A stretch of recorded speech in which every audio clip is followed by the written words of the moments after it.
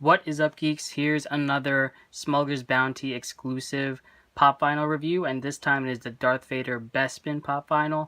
If you guys haven't checked out my Grand Moff Tarkin, which I just reviewed, please check that out. And I'm also going to be posing that with this Darth Vader pop vinyl to compare the two, as well as two other pop vinyls of Darth Vader that I have, both the chrome one and the original Darth Vader. So that'll be at the end of the video. But let's take a closer look of this guy. It'll be really nice to unbox this because you can't really, give it justice in the package. You could barely see the sculpt work and everything. And I'm very excited to review this one compared to Grand Moff Tarkin. Grand Moff is awesome, but, Darth Vader is a bit more challenging when it comes to sculpt work and painting. So I'm more excited to see what they did with this updated version of Vader. So he's number 158, and you can see Grand Moff Tarkin there on the back. So let's unbox it and take a closer look.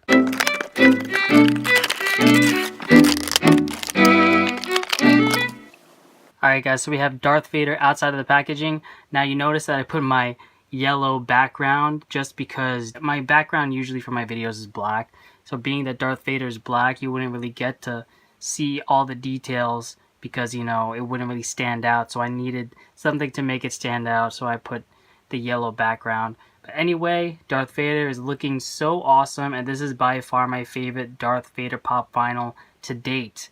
And I'm so glad, first and foremost, that my lightsaber came out straight. Sometimes with these pop vinyls, they don't always give you the best product, and sometimes the paint's off, sometimes the sculpt is off, and in this case usually the lightsabers are bent. They're not always perfect, but mine came out perfect. So thank you, Smuggler's Bounty Funko, for doing that for me. But I'm loving the paint because this guy has some shiny black paint on him, looking really nice. Gives it a nice pop. I'm so glad they did really well with the painting on his circuit board and all the little minute details here on his belt. So that could have been a horrible job, but they did really well. Now I do notice a little bit of paint error on his chest plate.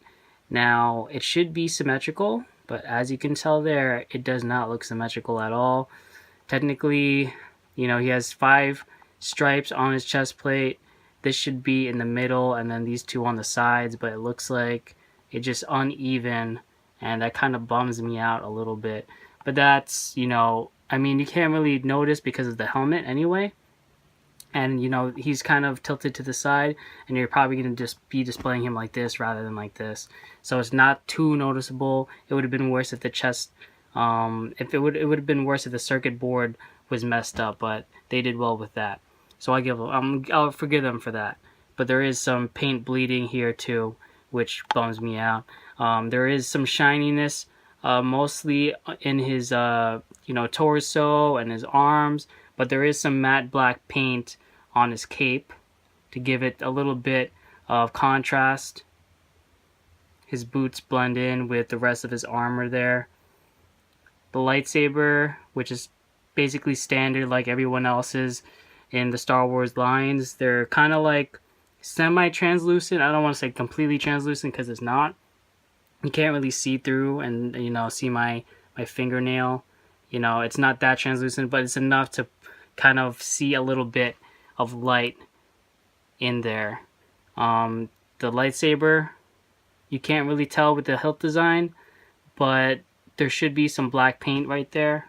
Now that's just me because I'm a lightsaber enthusiast, but most people wouldn't care about that.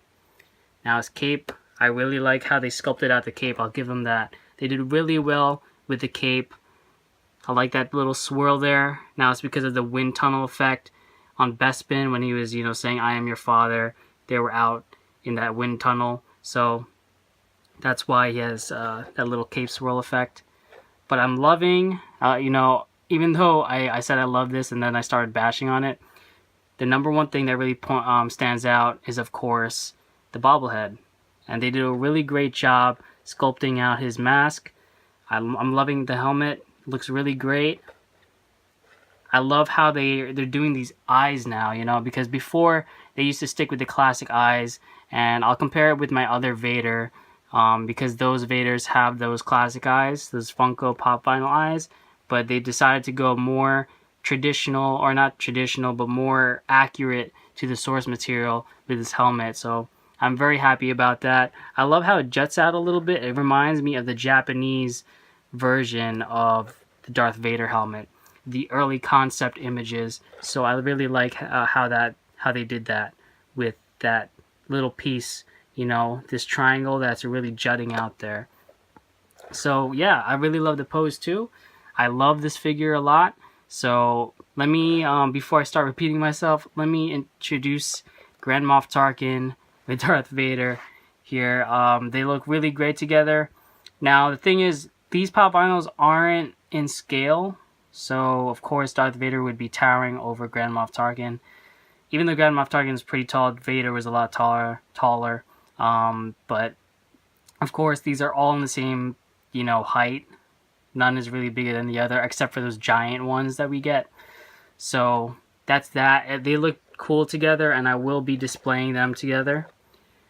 And then let me bring in my other two Vaders,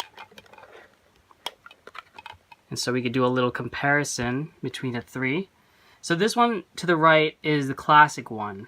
You know, it has the classic eyes, just like the chrome one. These two have the same sculpts, the chrome and the classic, the very first Darth Vader that came out with. Now, there is a very nice design. I mean, it's matte black, as you can see. And it's a little bit more caricature, you know. It has a smooth helmet.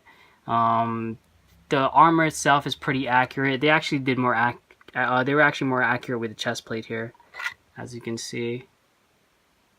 And the circuit board, the colors here are more accurate, but they did pretty well here too.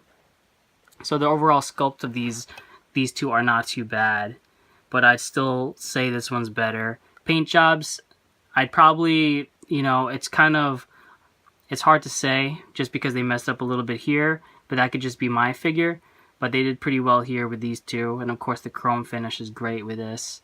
But I'm loving the helmet on this one the most, and the pose, of course.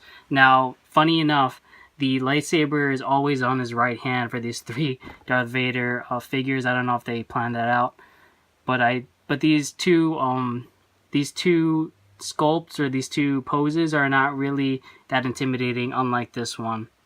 They're a bit beefier, I will say that. This one looks a little bit more slim.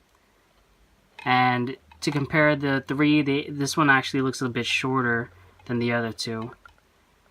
These helmets look a lot bigger. But I can go on for days comparing these three. But I think that's mostly it. Those are the biggest things that I would say. Now, of course, with the height too, it's a little bit, this stand is a little bit smaller than these two. But it's still, you can definitely tell that it's a bit bigger, the other two. Anyway, if I missed anything important, please let me know in the comments below, but I think that was mostly it. Thank you guys for watching this video, and stay tuned for more, guys. More Star Wars related pop vinyls, and of course Rogue One, a Star Wars story, coming out soon. And I'm actually going to be displaying this with my other Rogue One pop vinyls. So until next time, embrace, express, and enjoy yourself. May the Force be with you always, my young Padawan.